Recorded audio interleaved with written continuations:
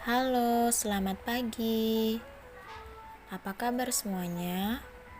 Miss harap semua dalam keadaan yang baik, sehat, dan berbahagia. Apakah sudah siap untuk mengikuti pembelajaran pada hari ini? Nah, sebelum kita memulai pembelajaran, alangkah baiknya kita awali dengan berdoa ya. Berdoa menurut kepercayaan dan agama masing-masing dipersilahkan. Pada kesempatan berbahagia pagi ini, kita akan bersama-sama mempelajari tentang sistem tata surya dan akor.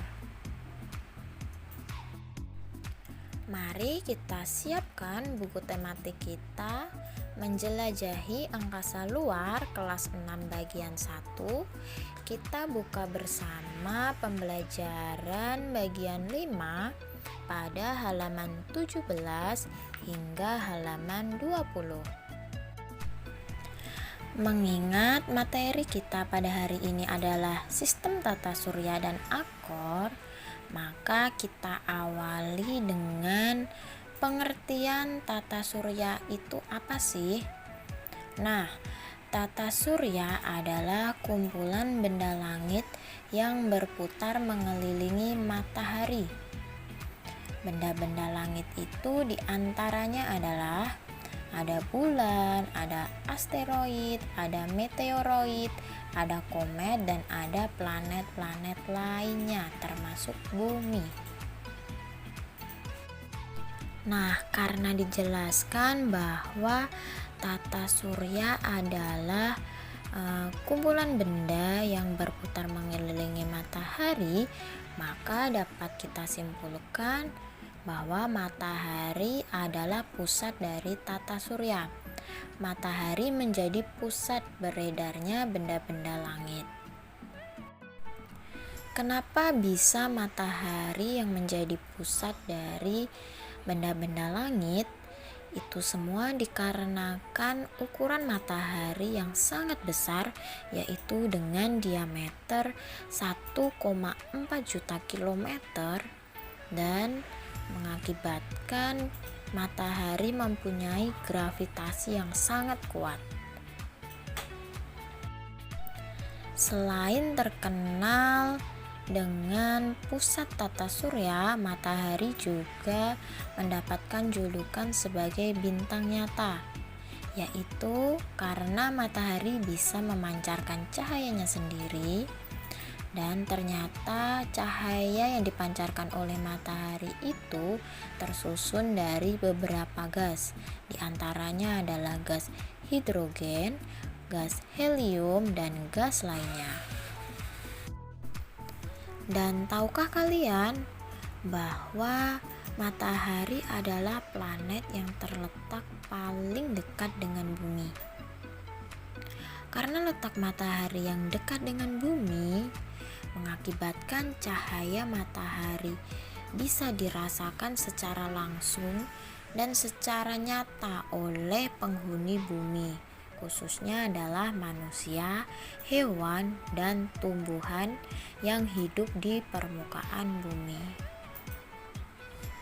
Nah, pernahkah kalian memperhatikan sinar matahari saat pagi hari atau saat matahari terbit, pada saat siang hari, dan pada saat sore hari atau saat matahari terbenam?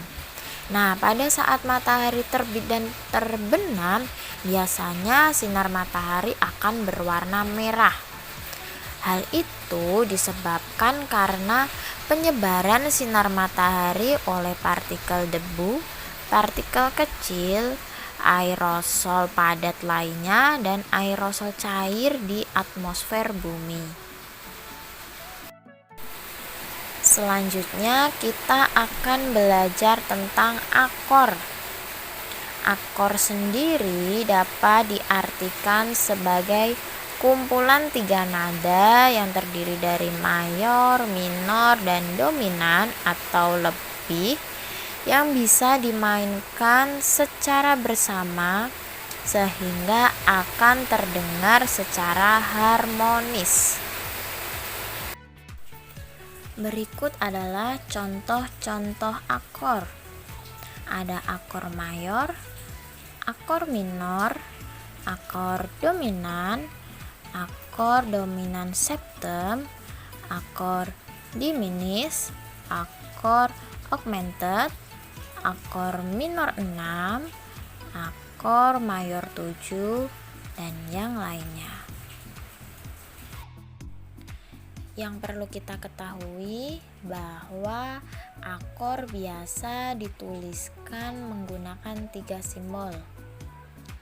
Ada akor yang ditulis menggunakan simbol angka, yaitu angka 1 hingga angka 7 yang ditulis menggunakan angka Romawi.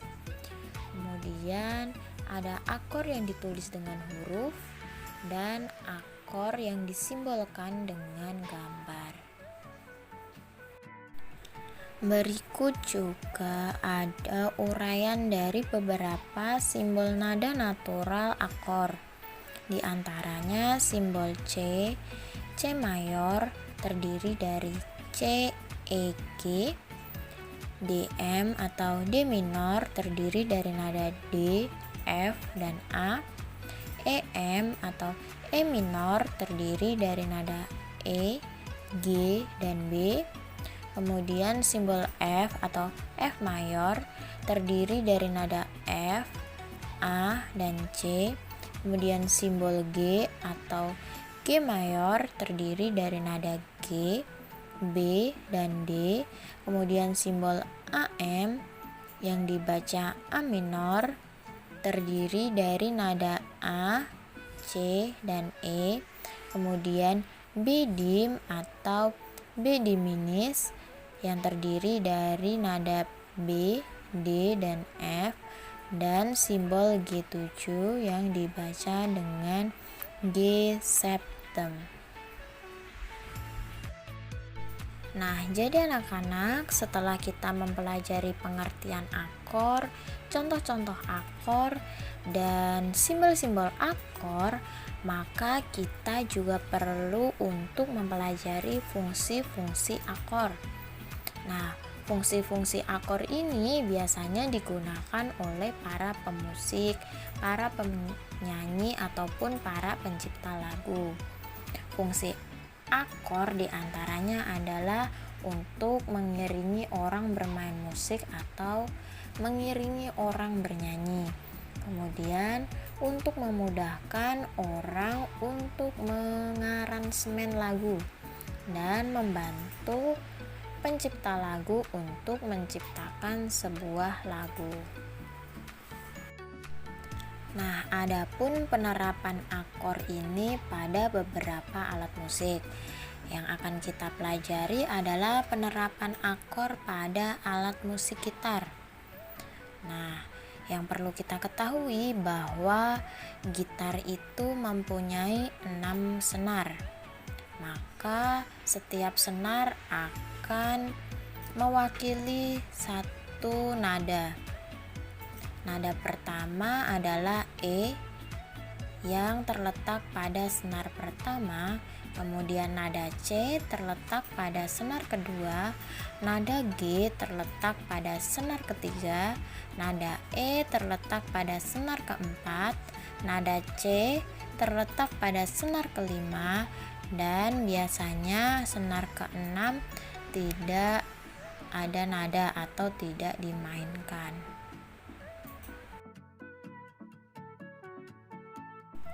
Nah, setelah kita mempelajari tentang sistem tata surya dan akor, tidak terasa bahwa kita sudah berada di penghujung pembelajaran.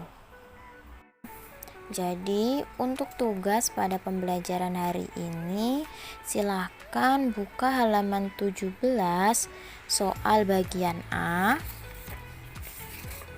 Kemudian soal pada halaman 20 dan soal bagian A dan B pada halaman 21. Jadi itu tadi adalah pembelajaran kita pada hari ini mengenai sistem tata surya dan akor. Jangan lupa mengerjakan tugas dan tetap semangat belajar. Mari kita tutup pembelajaran hari ini dengan berdoa menurut agama dan kepercayaan masing-masing. Miss akhiri pada pembelajaran hari ini. Selamat pagi dan semangat belajar.